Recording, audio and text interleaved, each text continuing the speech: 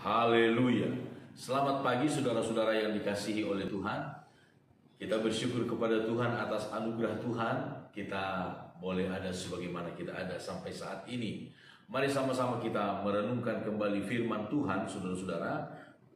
Pagi hari ini di dalam kitab Kejadian pasal yang ke-6 masih dalam seputar kehidupan Nuh. Kejadian pasal 6, sekarang kita lihat ayat yang ke-5, saudara-saudara. Ketika dilihat Tuhan bahwa kejahatan manusia besar di bumi dan bahwa segala kecenderungan hatinya selalu membuahkan kejahatan semata-mata, maka menyesallah Tuhan bahwa Ia telah menjadikan manusia di bumi dan hal itu memilukan hatinya. Saudara-saudara, salah satu ayat yang sering sekali menjadi sebuah perdebatan adalah ayat-ayat ini. Kenapa Tuhan disebutkan menyesal? Ketika dilihat Tuhan bahwa kejahatan manusia besar di bumi, segala kecenderungan hatinya selalu membuahkan kejahatan, maka Tuhan menyesal bahwa Ia telah menjadikan manusia di bumi dan hal itu memilukan hati Tuhan. Saudara-saudara, kita harus pahami bahwa bahasa ini dibuat untuk Allah. Kita menggunakan bahasa manusia untuk mengungkapkan hal-hal yang ada di dalam diri Allah. Sehingga saudara-saudara, seringkali terjadi ketegangan-ketegangan, sebut saja demikian, ketegangan-ketegangan karena bahasa kita manusia itulah satu-satunya yang dapat kita pakai untuk mengungkapkan tentang pribadi Allah. Tentang pribadi Allah. Kalau kita melihat misalnya saudara-saudara tentang apakah Tuhan menyesal, ada kalanya disebutkan di dalam Alkitab Allah menyesal, tetapi juga ada kalanya disebutkan di dalam Alkitab Allah tidak pernah menyesal. Misalnya kita melihat di dalam kitab Yeremia pasal yang ke-18. Dalam kitab Nabi Yeremia pasal yang ke-18 ayat yang ke-7 firman Tuhan berkata begini. Ada kalanya aku berkata tentang suatu bangsa dan tentang suatu kerajaan bahwa aku akan mencabut, merobohkan dan membinasakannya.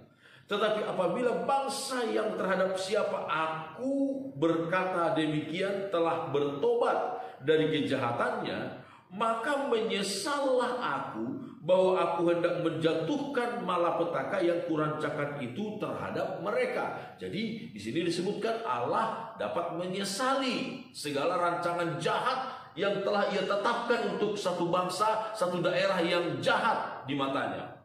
Di dalam kitab 1 Samuel pasal yang ke-15, ketika Saul didapati tidak setia terhadap Tuhan, 1 Samuel pasal 15 ayat 11 firman Tuhan berkata, aku menyesal karena aku telah menjadikan Saul raja, sebab ia telah berbalik daripada aku dan tidak melaksanakan firmanku.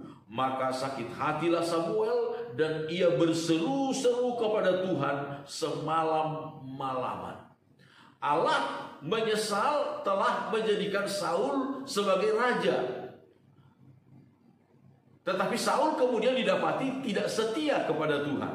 Nah, kalau kita bandingkan misalnya di dalam kitab Bilangan pasal 23, saudara-saudara, Bilangan pasal 23 ayat yang ke-19 disebutkan demikian.